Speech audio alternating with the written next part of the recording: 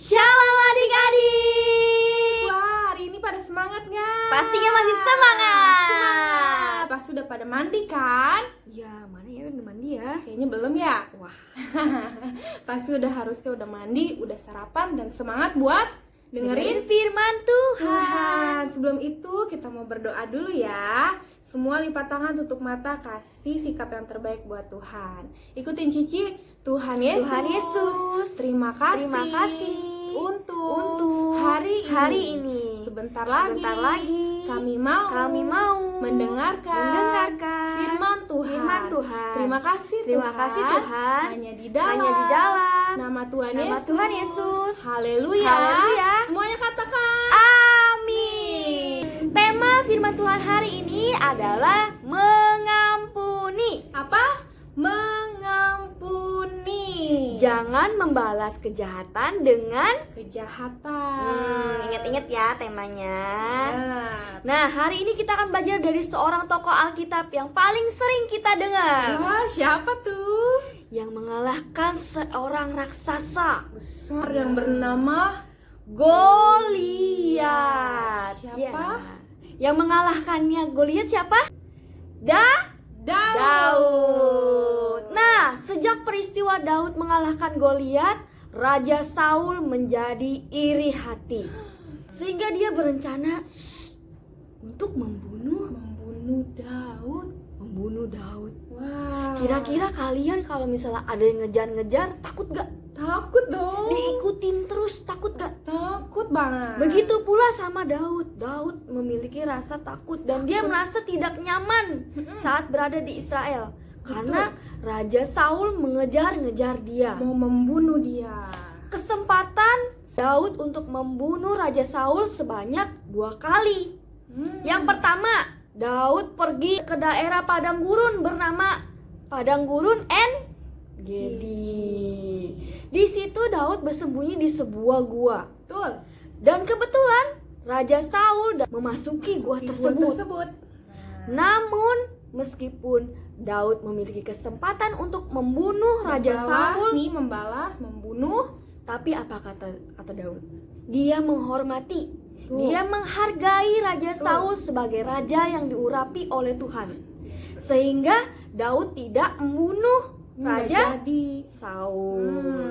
Di situ Daud melanjutkan perjalanan dan Saul pun melanjutkan perjalanan sambil mengejar Daud. Iya. Di situ Raja Saul belum tahu Daud pernah bertemu dengannya. Kemudian Daud pergi menuju bukit bernama Hakhila. Di situ Daud melihat Saul dan seluruh pasukannya yang banyak sedang berkemah. Daud kemudian menghampiri perkemahan Raja Saul. Diam-diam menghampiri perkemahannya. Dan kebetulan Raja Saul ini sedang tidur. Seluruh pasukannya sedang tertidur. Sehingga itu kesempatan Daud untuk Membunuh atau membalas kejahatan Raja. Saul. Siapa yang bilang Daud membunuh Raja Saul? Angkat tangannya. Ayo, siapa yang bilang pasti Daud membunuh Raja Saul? Coba, ada? Wah, siapa yang bilang Daud tidak membunuh Raja Saul? Nah, saat itu Daud diam-diam bersama salah satu pasukannya bernama Abisai menghampiri perkemahan Raja Saul. Di situ di samping tempat tidur Raja Saul ada sebuah apa, Ci? Tombak Dan sebuah kendi. Tepat di samping Raja Saul. tertidur. Di sini ada tombaknya sama kendinya. Wah. Saat menghampiri perkemahan Raja Saul dan Saul sedang tertidur, tiba-tiba Abisai mengambil sebuah pedang untuk segera membunuh Raja Saul. Namun Udah mau kata ditanjutin Daud, nih. Kata Daud apa? Jangan! Ya, Jangan, katanya. Biar Tuhan yang membalas setiap kejahatannya, kata Daud. sekali lagi Daud itu menghormati Raja Saul, raja yang diurapi oleh Tuhan. Yesus. Di situ apa yang dilakukan Daud dan pasukannya? Dia mengambil tombak dan mengambil sebuah kendi yang berada tepat di samping Raja Saul. sebagai bukti bahwa dia menghampiri perkemahan Raja Saul dan tidak menyakiti Raja Saul. Wow. Hebat gak? Hebat banget. Hebat. Dia nggak bales loh kejahatannya Raja Saul, padahal ada 2 kali kesempatan ya Ci. Tapi dia nggak membunuh, dia nggak membalas, dia tetap menghormati Raja Saul. Saul. Di situ dia mengambil tombak dan kendi yang berada tepat di samping Raja Saul. Itu menjadi bukti bahwa Daud tidak menyakiti Raja Saul dan tidak membunuhnya. Betul.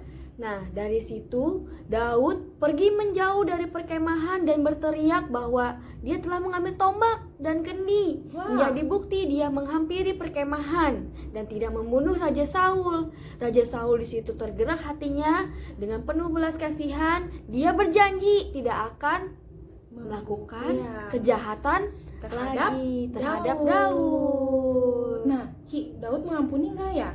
Pastinya mengampuni karena dia tidak membunuh. Meskipun Raja Saul itu sudah jahat. Nah, dari seluruh firman Tuhan hari ini kita belajar ada 3 poin. 3 poin. Yang pertama, kita belajar untuk mengasihi sesama meskipun dia adalah musuh kita. Nah, siapa di sini suka berantem-berantem? Angkat tangannya. Yang suka kesel-kesel sama temennya. Nah, tapi Tuhan Yesus ngajarin kalau kita harus mengasihi walaupun ia udah jahat sama kita, dia udah nakal sama kita. Nah, mengasihi dan mengampuni terutama ya. Doakan. Seperti Daud tadi, tidak membalasnya. Sama juga Ci, sama kayak yang firman Jumat itu.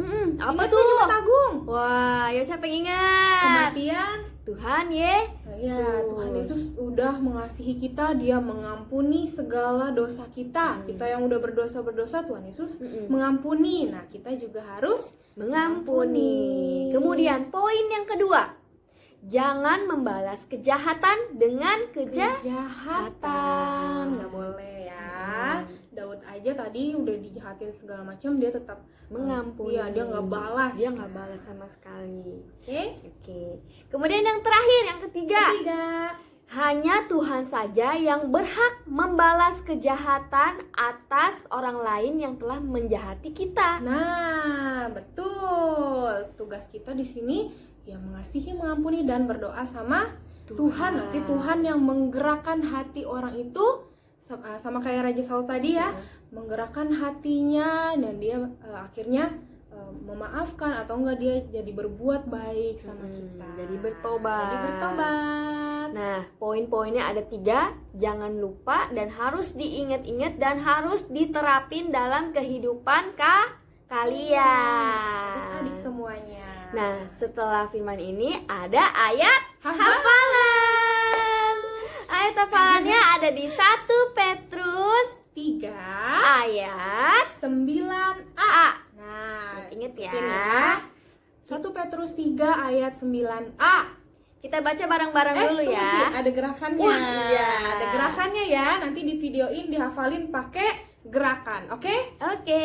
Bunyinya 1 Petrus 3 ayat 9a.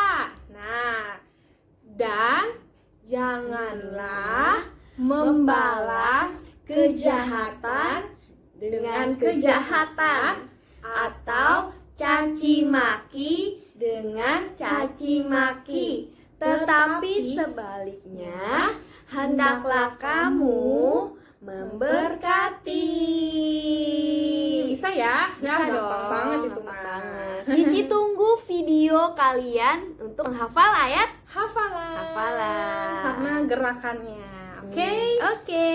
Nah, firman hari ini cukup itu aja. Jangan lupa ayat hafalannya. betul. Tetap semangat. Tetap dengerin apa kata mama papa. Betul. Tetap kerjain tugas. Betul.